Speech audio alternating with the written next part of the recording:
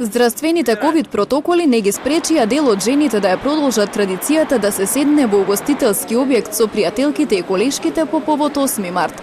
Особено помладите фотографиите од ваквите средби ги споделија на социјалните мрежи, каде може да се забележи присуство и на повеќе лица на една маса. Годинава не изостана и купувањето подароци. Можат да се забележат и гужвите на пазарите.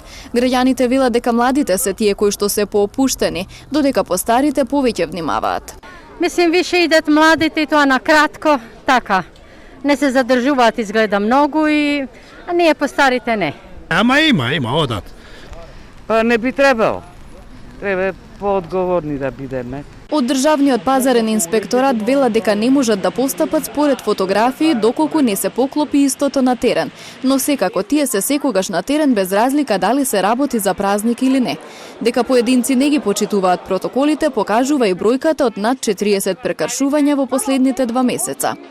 Она кое што го гледаме на интернет порталите и она кое што се затекнува во моментот на контролата од страна на државните пазарни инспектори, треба да се поклопи, што значи дека во секоја ситуација каде што се открило непочитување на протоколите, по однос дали на бројката на лица кои што седат на маса, дали на растојанието, дали постоење на жива музика, која што е противно од протоколите, дали пак постоење на свадби кои што повторно се појавуваат.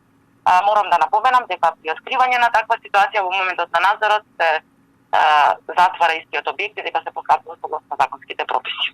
Инаку поради пандемијата и дел од туристичките агенции ги откажа осмомартовските патувања.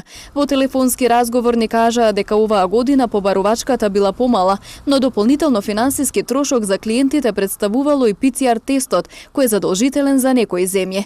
Дел од агенциите пак организирале екскурзии до соседните земји каде не се бара тест за ковид.